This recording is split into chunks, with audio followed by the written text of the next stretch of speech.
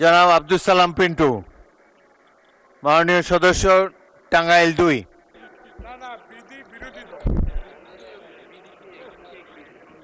বিসমিল্লাহির রহমানির রহিম। মাননীয় স্পিকার, আপনার সময় 10 মিনিট। মাননীয় স্পিকার, আপনি একজন বীর মুক্তিযোদ্ধা হিসাবে স্পিকারের দায়িত্ব পালন করার জন্য নির্বাচিত হওয়ার জন্য আমি আমার পক্ষ থেকে, আমার এলাকার পক্ষ থেকে আপনাকে আন্তরিকভাবে অভিনন্দন এবং ধন্যবাদ জানাই। মাননীয় স্পিকার, মাননীয় স্পিকার, এখানে বাংলার পৃথিবীর ইতিহাসে আছে কিনা আমি জানি না, মাননীয় স্পিকার, যে ফাঁসির দণ্ডপ্রাপ্ত মাননীয় হুইপ নিজান, আপনার ভয়েসটা লো রাখেন প্লিজ। মাননীয় স্পিকার, আমি পৃথিবীর ইতিহাসে আছে কিনা জানি না, ফাঁসির দণ্ডপ্রাপ্ত আসামি হিসেবে ছিলাম। সেখান থেকে আজকে সংসদে এসেছি এবং এই কারণে আমি মহান রাব্বুল আলামিনের কাছে আন্তরিক মোবারকবাদ জানাই এবং শুকরিয়া আদায় করি। আলহামদুলিল্লাহ, আলহামদুলিল্লাহ। মাননীয় স্পিকার, আমি 17 বছর জেলে ছিলাম, তার 7 বছর ছিলাম ফাঁসির ছেলে। মাননীয় স্পিকার, এখন সংসদে এসেছি, আবারও আমি মহান রাব্বুল আলামিনের কাছে হাজার শুকরিয়া আদায় করি। মাননীয় স্পিকার, মাননীয় স্পিকার, আমি একটি কথা বলতে চাই। আমি সাথে সাথে জুলাই সনদ, জুলাই বিপ্লবে যারা অংশগ্রহণ করেছেন, আমার এলাকারও 4 জন নিহত হয়েছে। যে সমস্ত ছাত্র জনতা, শিশু, মহিলা এবং পুরুষ যারা নিহত হয়েছে, তাদের আত্মার মাগফিরাত কামনা করি। এবং যারা আহত অবস্থায় আজকে পঙ্গু হয়ে আছেন, যাদের চিকিৎসা দরকার, আমি অনুরোধ করব সরকারের কাছে যাতে তাদের চিকিৎসার ব্যবস্থা করা হয় এবং তাদের আমি সুন্দর জীবন কামনা করি। পরম করুণাময় আল্লাহ তাআলা তাদেরকে যাতে সুন্দর জীবন দান করেন। প্রিয়, আমি কথাও বলতে চাই, মাননীয় স্পিকার, জুলাই যোদ্ধারা যখন এই যুদ্ধ করলো, আমি তখন কারাগারে ছিলাম। মাননীয় স্পিকার, কারাগারের থেকে 4 তারিখের কথা বলি। মাননীয়, যেহেতু কারাগারে ছিলাম, বাইরের খবর জানি না। কারাগারে 4 তারিখে আমরা দেখলাম শত শত লোক গুলি খেয়ে মৃত্যুবরণ করলো। সারা কারাগারে সেদিন হাহাকার ছিল। মাননীয় স্পিকার, 4 তারিখ রাত্রে যখন সিদ্ধান্ত হলো যে আগামীকাল কঠোর হস্তে এদেরকে দমন করা হবে, সমস্ত বাহিনী প্রধান, সমস্ত সচিব মিলে এই সিদ্ধান্ত গ্রহণ করলেন প্রধানমন্ত্রীর নেতৃত্বে। তখন আমরা আমাদের জেলখানাতে কান্দার রোল উঠেছিলাম। মাননীয় স্পিকার, সারা রাত্রি কেউ ঘুম পারে নাই, শুধু আল্লাহকে ডেকেছেন যে এই দেশের এই সন্তানদেরকে আল্লাহ তাআলা আপনি বাঁচান। আমরা ঘুম পারি নাই। সকাল 9টায় আমরা শুনলাম সারা ঢাকাতে কোনো লোক নাই, লোক শূন্য। কিন্তু 10টার সময় শুনলাম, 10:30টার সময় শুনলাম যে ঢাকা শহর লোকে লোকারণ্য হয়ে গেছে। লাখো লাখো লোক কোত্থেকে এসেছে। মাননীয় স্পিকার, এটা কিন্তু শুধু আন্দোলনের ফসল না, পরম করুণাময় আল্লাহ তাআলা আবাবিল পাখির মতো সেদিন লোক পাঠিয়েছিলেন। মাননীয় স্পিকার, আর সেই লোকের আগমনের কারণেই পুলিশের, মিলিটারির বন্দুক বন্ধ হয়ে গেল, শেখ হাসিনা পালিয়ে গেল। মাননীয় স্পিকার, কাজেই আমাদের আজকে উপলব্ধি করতে হবে নেতৃত্ব শূন্য ছিল। মাননীয় স্পিকার, সেই দিনই মানুষ মনে মনে আমাদের নেতা তারেক রহমানকে ভবিষ্যৎ নেতা হিসেবে মনে করেছিলেন, সেই দিনই মনে করেছিলেন। এবং আপনাদের পরম রাব্বুল আলামিনের কাছে হাজারো শুকরিয়া আদায় করি যে তারেক রহমান সাহেব দেশে ফিরে আসলেন এবং বাংলার মানুষ তারেক রহমান সাহেবকে গত নির্বাচনে তার নেতৃত্বে বাংলাদেশ জাতীয়তাবাদী দলকে ভোট দিয়ে, সর্বোচ্চ ভোট দিয়ে জয়যুক্ত করেছেন। মাননীয় স্পিকার, এবং আমি মনে করি তারেক রহমানের নেতৃত্বেই আগামী বাংলাদেশ একটি শক্তিশালী বাংলাদেশ হিসাবে গড়ে উঠবে। মাননীয় স্পিকার, আমি বলতে চাই শহীদ রাষ্ট্রপতি জিয়াউর রহমানের কথা। জিয়াউর রহমানের হাত ধরেই রাজনীতি, তার আগে রাজনীতি করতাম, জিয়াউর রহমানের সময় থেকেই ছাত্র রাজনীতির সাথে জড়িত ছিলাম। জিয়াউর রহমানের হাত ধরে যুবদল করেছি। মাননীয় স্পিকার, আমি প্রতিষ্ঠাকালীন জেলা বিএনপির সেক্রেটারি ছিলাম টাঙ্গাইলের। আমি একটি কথা বলতে চাই যে শহীদ রাষ্ট্রপতি জিয়াউর রহমান শুধু বাংলাদেশের স্বাধীনতা ঘোষণা করে নাই, তিনি নিজে আপনাদেরকে সাথে নিয়ে বাংলাদেশে যুদ্ধ করে বাংলাদেশকে স্বাধীন করেছেন এবং স্বাধীন করে ব্যারাকে ফিরে গিয়েছিলেন। আপনার সংক্ষেপে বলতে হবে মাননীয় স্পিকার, ব্যারাকে ফিরে গিয়েছিলেন।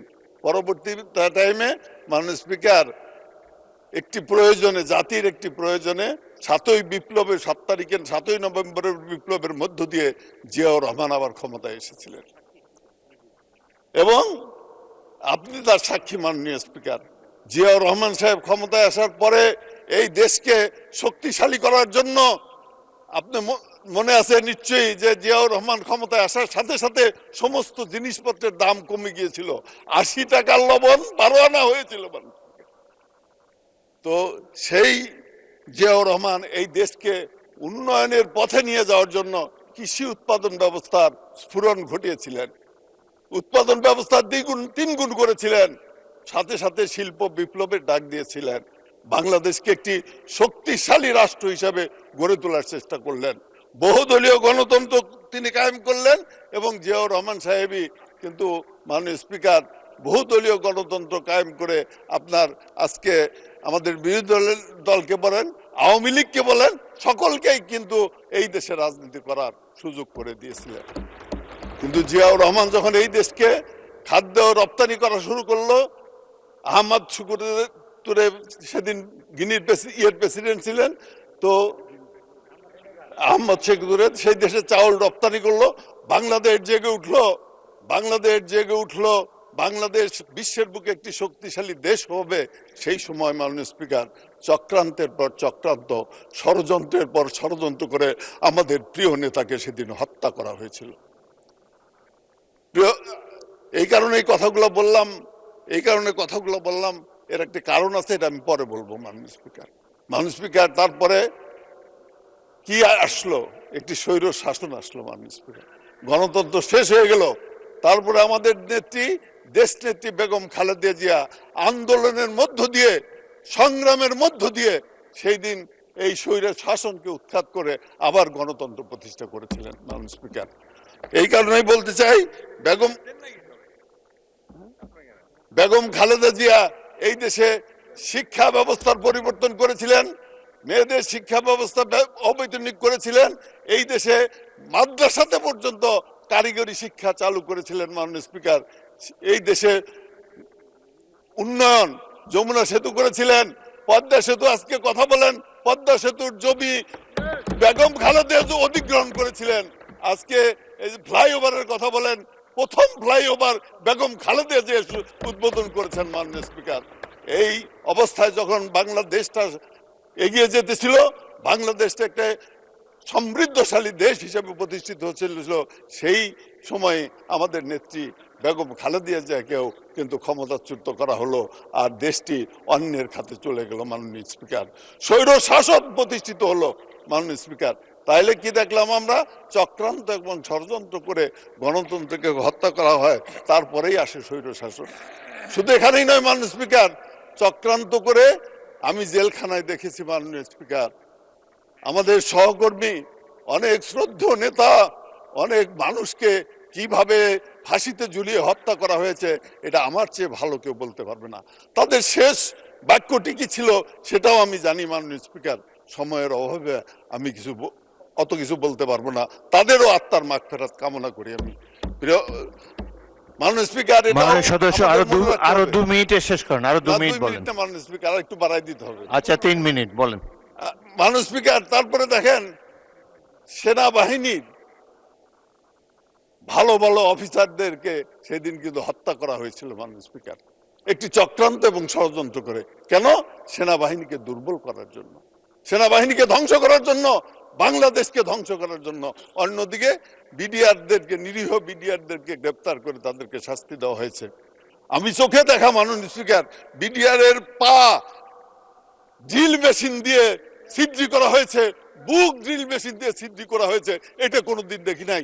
যে ড্রিল মেশিন কাঠ ছিদ্রি করে সেই মেশিন দিয়ে করা হয়েছে। মাননীয় স্পিকার, আমি এই ঘটনার সুষ্ঠু তদন্ত এবং বিচার চাই। এই কথাগুলো এই কারণেই বললাম যে চক্রান্ত যখন হয়, আজকেও আমি একটি চক্রান্তের আভাস পাই মাননীয় স্পিকার, চক্রান্ত এবং ষড়যন্ত্রের আভাস পাই মাননীয় স্পিকার। আজকে আমি একটি কথা বলতে চাই। আমার নেতা তারেক রহমান সাহেব একটি কথা বলেছেন, একটি কথা বলেছেন। কি কথা বলেছেন মাননীয় স্পিকার? তিনি বলেছেন এই দেশ, তিনি বলেছেন এই দেশ দিল্লি নয়, পিন্ডি নয়, অন্য কোন দেশ নয়, সবার আগে বাংলাদেশ। এই কথা তিনি বলেছেন মাননীয় স্পিকার। এই কারণেই আজকে চক্রান্ত এবং ষড়যন্ত্র হতে পারে। তারেক রহমান ক্ষমতায় আসার পরে যে সমস্ত পদক্ষেপ নিয়েছে, প্রত্যেকটি পদক্ষেপ জনবান্ধব পদক্ষেপ, জনগণের জন্য পদক্ষেপ তিনি নিয়েছেন মাননীয় স্পিকার। এই কারণেই আজকে ষড়যন্ত্র শুরু হয়েছে। আজকে একটি বিজ্ঞাপন আমার হাতে পড়েছে মাননীয় স্পিকার। সংসদে যদি কথা বলেন আর এখানে যদি বলেন যে চক্রান্তকারীদের নীল নকশা প্রতিহত করতে হবে, এই 60 দিনের সরকারে কি নীল নকশা আমরা তৈরি করলাম যেটা প্রতিহত করতে হবে? তার মানে এটা একটি আন্তর্জাতিক চক্রান্ত, আন্তর্জাতিক ষড়যন্ত্র মাননীয় স্পিকার। একটি চক্রান্ত এবং ষড়যন্ত্রের মধ্য দিয়ে আবার একটি গণতন্ত্রকে ধ্বংস করার চক্রান্ত চলছে। এটাকে প্রতিহত করবে। এই জ্বালায় জুলাই মাসে যারা প্রাণ দিয়েছে তারা যেমন স্বৈর শাসনকে প্রতিহত করেছে, ইনশাল্লাহ চক্রান্তকারীদেরকেও তারা প্রতিহত করবে, প্রতিহত করবে, প্রতিহত করবে ইনশাল্লাহ। মাননীয় স্পিকার, সেই কারণে আজকে বলতে চাই যে এই সমস্ত বাদ দেন। বহু ত্যাগ এবং তিতিক্ষার বিনিময়ে এই জাতীয় সংসদ, বহু ঘটনার মধ্য দিয়ে এই জাতীয় সংসদ, বহু অবস্থার প্রেক্ষিতে এই জাতীয় সংসদ, বহু রক্তের বিনিময়ে এই জাতীয় সংসদ। আসুন আমরা একটি সুন্দর বাংলাদেশ গড়ে তুলি। আসুন আমরা ভবিষ্যৎ নাগরিকদের জন্য, ভবিষ্যৎ সন্তানদের জন্য এমন একটি বাংলাদেশ গড়ে তুলতে চাই যে বাংলাদেশ হবে শান্তির বাংলাদেশ, সকলের বাংলাদেশ, বৈষম্যহীন বাংলাদেশ, সকলে বসবাস করার একটি বাংলাদেশ গড়ে তুলতে চাই। আসুন ঐক্যবদ্ধ হই, ঐক্যবদ্ধভাবে কাজ করি, কাদা সরাসরি বাদ দেই মাননীয় স্পিকার। এটি আমি সংসদের মাধ্যমে আহ্বান জানাতে চাই। মাননীয় স্পিকার, এলাকার কথা যদি একটা না কই বলি, জনগণ বলবে যে এলাকার কথা বললো না। তাহলে আর 3 মিনিট সময় দেওয়া যায় না মাননীয় স্পিকার? সামনে তো বাজেট অধিবেশন আছে, তখন কি বলবেন? আচ্ছা বলেন, আরো 1 মিনিটে শেষ করেন। মাননীয় স্পিকার, আমি একটা কথা বলি। এই যমুনা সেতু করেছিলেন কে? বেগম খালেদা জিয়া। আমি যেটা বললাম, পদ্মা সেতুর প্ল্যানও তিনি করেছিলেন এবং ভূমি অধিগ্রহণ করেছিলেন। এই যে রোড, তিনি গ্রামের এবং শহরের একটি সমন্বয় সাধন করতে চেয়েছিলেন উন্নয়নের। সেই কারণে আমি সকল সদস্যদেরকে আহ্বান জানাবো যে বঙ্গবন্ধু আমাদের যে সেতু আছে যমুনা সেতু, সেই যমুনা সেতুর পূর্ব প্রান্তে ভুয়াপুরের অংশ অনেক জায়গা আছে। এই জায়গাতে যদি বেগম খালেদা জিয়ার স্মৃতি রক্ষা করার জন্য এই জায়গাতে যদি বেগম খালেদা জিয়ার নামে একটি বহুমুখী বিশ্ববিদ্যালয় করা যায় মাননীয় স্পিকার, তাহলে অত্যন্ত সুন্দর হয়। আর মাননীয় স্পিকার, একটা বহুমুখী মানে যেখানে কারিগরি থাকবে, যেখানে ইংরেজি বাংলা থাকবে, যেখানে বিজ্ঞান থাকবে, যেখানে ইঞ্জিনিয়ারিং থাকবে, যেখানে কারিগরি থাকবে, সবকিছু মিলে একটি বহু। ধন্যবাদ মাননীয় সদস্য।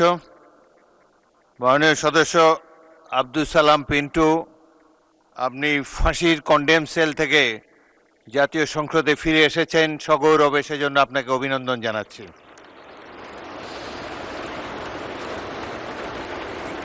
কিছুদিন ঢাকা সেন্ট্রাল জেলে ছিলাম, সে সময়